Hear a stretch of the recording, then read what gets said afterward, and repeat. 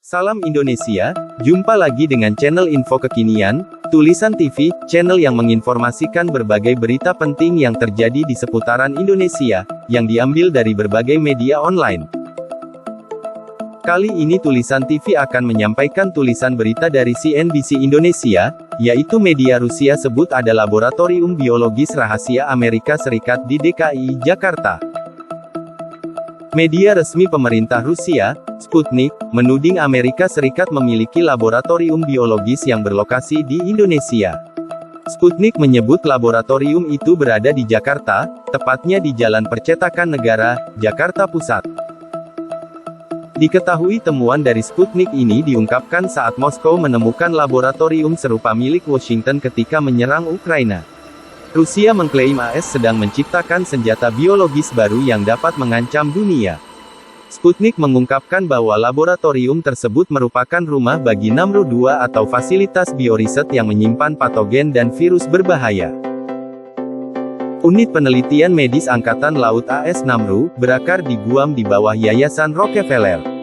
Itu didirikan pada tahun 1955, sedangkan detasemen Namru-2 di Jakarta telah dibuka pada tahun 1970 untuk mempelajari penyakit menular yang berpotensi signifikansi militer di Asia, tulis Sputnik sebagaimana dikutip Selasa tanggal 31 Mei tahun 2022.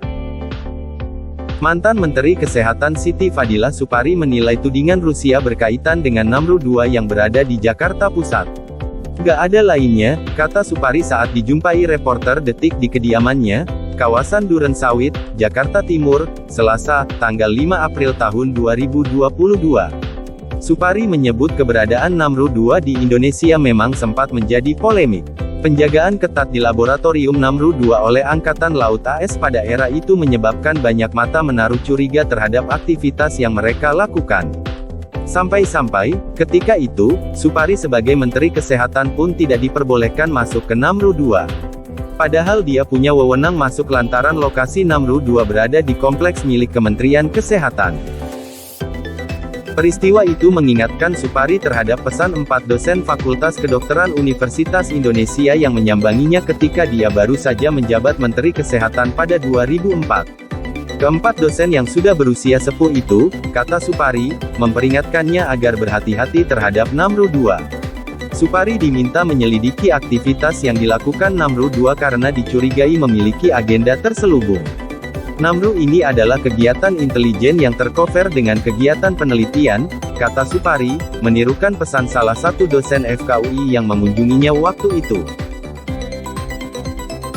Itu pula alasan mengapa, pada 2005, Supari mengeluarkan surat keputusan Menteri Kesehatan untuk menghentikan sementara pengiriman spesimen kepada Namru-2. Spesimen adalah sampel virus atau penyakit yang digunakan sebagai bahan penelitian.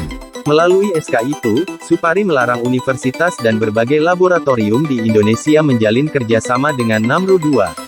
Kendati demikian, SK itu akhirnya dibatalkan atas permintaan Presiden Susilo Bambang Yudhoyono dan Dino Patijalal, yang ketika itu menjabat juru bicara kepresidenan. Dino menyebut, saat itu Namru-2 sangat bermanfaat bagi Indonesia sehingga tidak ada alasan untuk menghentikan kerjasama dengan Namru-2. Namru-2 itu membantu memberikan riset mengenai penyakit flu burung waktu itu, di mana peneliti kita masih sangat kurang, ujar Dino kepada reporter Detik X melalui sambungan telepon pekan lalu. Meski begitu, pembatalan SK itu sama sekali tidak menyurutkan kecurigaan Supari. Sebaliknya, keberhasilan Namru-2 mendiagnosis virus flu burung terhadap salah satu pasien di Indonesia justru semakin menambah kecurigaannya. Ketika itu, pada pertengahan 2005, Namru-2 berhasil mendiagnosis salah satu pasien pneumonia di Tanah Karo, Sumatera Barat, telah terjangkit flu burung.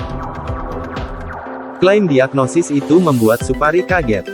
Sebab, kata dia, ketika itu belum pernah ditemukan satu pun pasien flu burung di Indonesia, meski sebetulnya kasus flu burung di Indonesia ditemukan pada unggas sejak 2003. Tapi, buat Supari, itu adalah virus yang berbeda dengan yang ada pada manusia.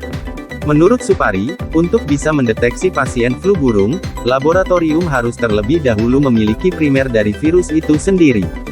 Primer adalah sampel rujukan untuk menyatakan sebuah virus memiliki kemiripan ciri dengan virus sebelumnya. Primer ini, kata Supari, tidak bisa didapatkan dari unggas maupun pasien dari negara lain. Beda, flu burung Indonesia dengan flu burung negara lain itu beda, ujar Supari.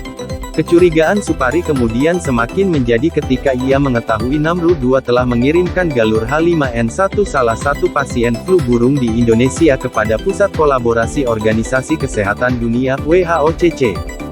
Virus yang dikirim ke WHOCC itu kabarnya juga dikirim ke laboratorium kimia milik Amerika Serikat, yakni Los Alamos National Laboratory. Los Alamos diketahui pernah membuat bom atom pada Perang Dunia II, yang digunakan tentara AS untuk meledakkan Hiroshima dan Nagasaki. Juru bicara Duta Besar Amerika Serikat di Indonesia Michael Quinlan membantah tudingan Rusia yang berujung pada spekulasi keberadaan Namru II. Menurut Quinlan, tuduhan itu merupakan propaganda yang sengaja disebar Kremlin untuk membingungkan publik atas tindakan yang dilakukan mereka di Ukraina, Georgia, dan beberapa tempat lainnya di Eropa. Kremlin merujuk pada benteng pertahanan Rusia di Moskow. Nama Kremlin juga diartikan sebagai sebutan lain untuk pemerintah pusat Rusia. Quinlan balik menuding Rusia telah memanfaatkan jaringan intelijennya, yaitu Sluzhba Vinseny Razvedki atau SVR, untuk membuat berita bohong terkait Amerika Serikat. Tujuan dari kebohongan itu adalah untuk menebar perselisihan di antara negara-negara terkait. Disinformasi adalah cara yang cepat dan cukup murah untuk mengacaukan masyarakat dan menyiapkan panggung untuk potensi aksi militer, kata Quinlan melalui surel kepada Detik.X pekan lalu. Terima kasih atas perhatian teman-teman, sampai jumpa lagi pada informasi penting lainnya. Salam Indonesia.